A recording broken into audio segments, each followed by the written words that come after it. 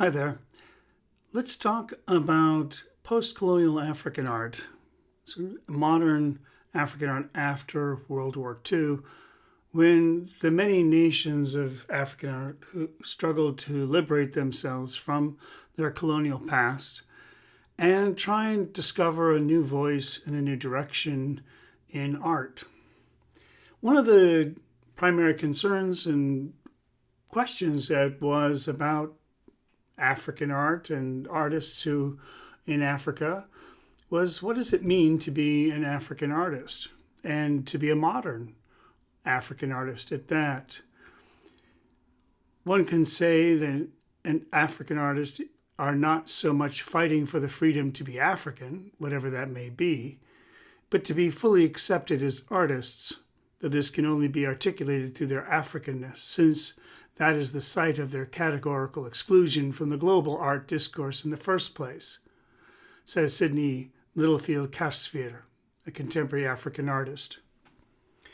And in this way, he's articulating this idea that, you have to be African, that you are always presented within the context of being an African artist, and an artist as a person who is sort of in dialogue with Africa, and something that we elsewhere may take for granted, that we are American artists or European artists even, but something that is materially and functionally a part of the definition of what it means to be an artist from Africa.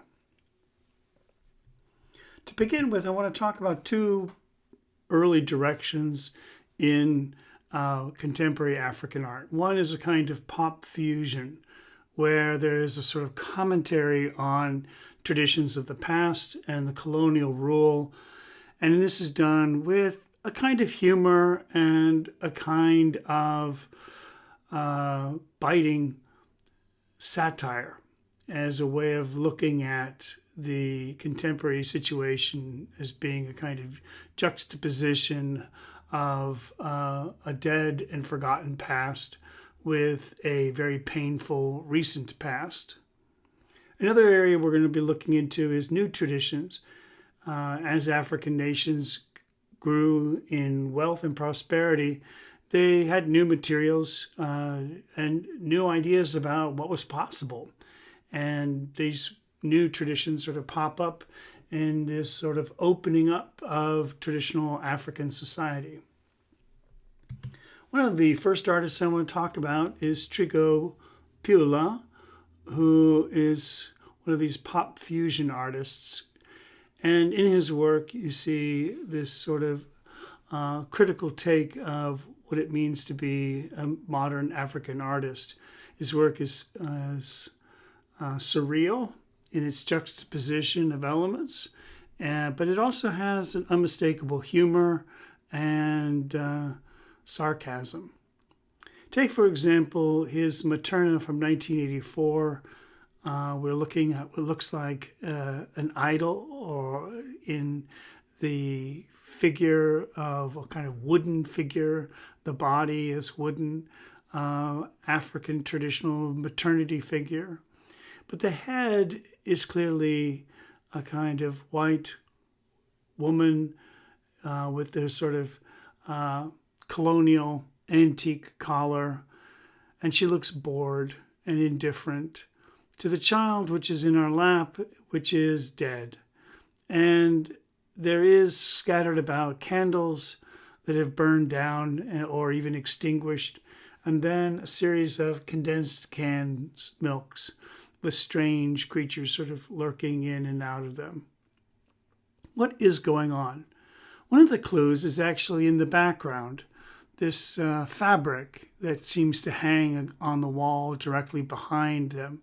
And if you remember, this is the Ankara fabric, the fabric that was sold to Africans at this steeply discounted price, material goods that were dumped in Africa that become a part of the, well, quote, fabric of everyday life in Africa, the way in which the material world. And so part of this paintings culture is this idea that it is a commentary on the way condensed milk, passes for mother's milk. And this icon of African maternity has been taken over by a rather indifferent European woman.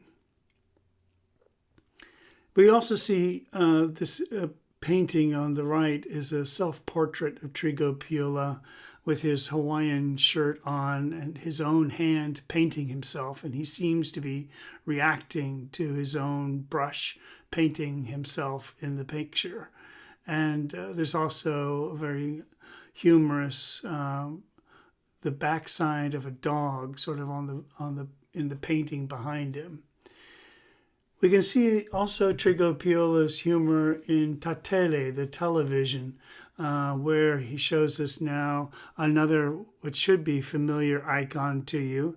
This is the Inkisi, where there's the mirrored belly, which is full of medicines. And here it is a television wired to the back. And behind it, all kinds of images of television screens coming forward and inundating and filling the minds of the people who are sitting there watching it. So partly this new fetishism of the past has been converted into this new modern medium of television.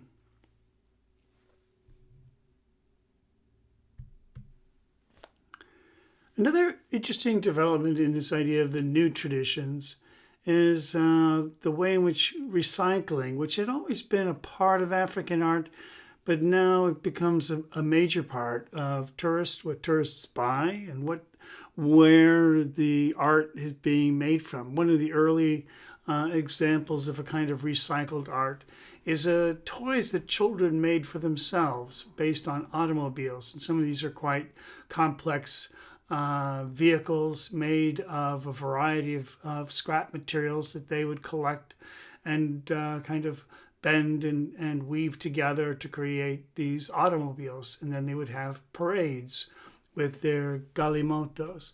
Galimoto is a great way of kind of seeing sort of, once the poverty and the ingenious ways in which these poor children are trying to have, this sense of pride in what they make and pride, and they have steering wheels that operate the front wheels so they can walk their car in front of them and they can turn corners as they go. This idea of the recycled art comes into a lot of contemporary artists as well. Abu Bakr Mansoureh has done a number of sort of Galimoto-esque wire sculptures of fantastic visionary machines. This one here is it's called a hell machine, the hell extinguisher, not the hell machine, the hell extinguisher, which has in it all kinds of odd contraptions and internal ideas that are supposed to somehow cure all traditional ills through modern technology. The whimsical, fantastic, and absurd nature of these vehicles is part and parcel of the Galimoto, which also has the sort of overweening aspirations of the young children as they make their vehicles. So too, Abu Bakr Mansoureh has created his vehicles with this sense of kind of whimsical and satirical ideas about the future and what the future holds and what promises it has. Another very interesting artist who uses recycled materials is Bodiz Isaac Ingles from Zaire. He is an artist who has used office supplies to create these kind of fantastic future worlds, malls and shopping centers and corporate office buildings made out of the materials and the paper stuffs that they produce for themselves. And in these little landscapes, these fictional landscapes, he presents us with a fascinating depiction of a world which is really everywhere and nowhere, that you can walk through modern cities and imagine yourselves in Zaire, in Disneyland, in Miami, in Hiroshima. They transport us to a more perfect virtual world of pure desire outside of time and place. Here you can see, looking down, the kind of fun and imaginative wonder that he puts into his paper landscapes.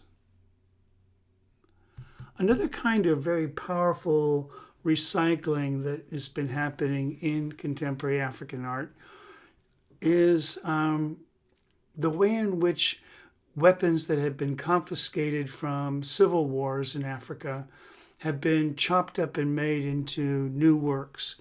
Very powerfully is Kester Mamputo from Mozambique.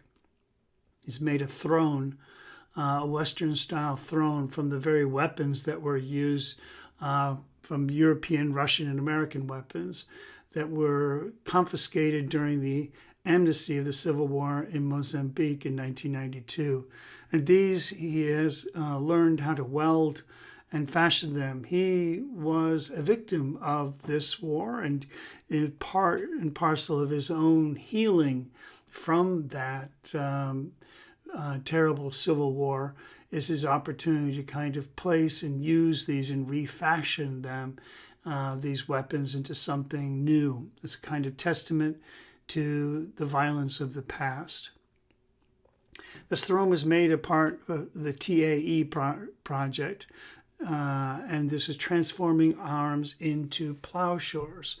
And there have been a number of these kinds of projects where they have, brought people in to leave their weapons, get them out of the hands of the people, and in turn give them some productive farming tools so they do not resort to violence and they can really start to build more productive lives for their communities. Another very interesting new tradition that has emerged in Africa is one that came about almost by pure happenstance. Cain Quay was a sculptor who made large wooden statues for people's businesses. And one day he had a man come who owned a shoe store, and he wanted a giant shoe made. As the story goes, the man died before the shoe was finished. And when he asked them, what do you want to do with this shoe that he ordered, this giant wooden shoe, they decided that they would bury him in it. And because he loved his shoe store, and his shoe was a great symbol of what he lived for and his great success in life. And so they made the very first fantasy coffin in Ghana. This hen-shaped coffin is now part and parcel of the wide variety of different kinds of fantasy coffins that people now can order. This becomes a very popular new tradition. Cain Quay builds these. Something like a hen-shaped coffin would be made for a woman who was the mother of a great many children. And so this chicken would be something that people would parade through the city streets with and eventually bring out to the burial grounds to be buried. So Cain Quay does not have a lot of surviving artwork above ground. And here you see a giant sardine that was made for a fisherman. And you can see how it was fashioned from various parts of wood, and then painted in enamel paints, and then paraded through the city until it was finally buried underground. He's done a number of these, quite a number of these, and they've taken on, and many museums and collectors around the world have also bought his work because they have found it so fascinating. Here's some examples of Cain Quay's work: an athletic shoe, a motorboat engine, a carpenter's plane, a giant yam. And his work has been carried on by his apprentice, who has found ever more fantastic and outrageous coffins to build for their clients, including cameras, jet planes, and even a prostitute on a bed, celebrating a woman's job. This is Pa Joe, and he is the second generation fantasy coffin makers in Ghana.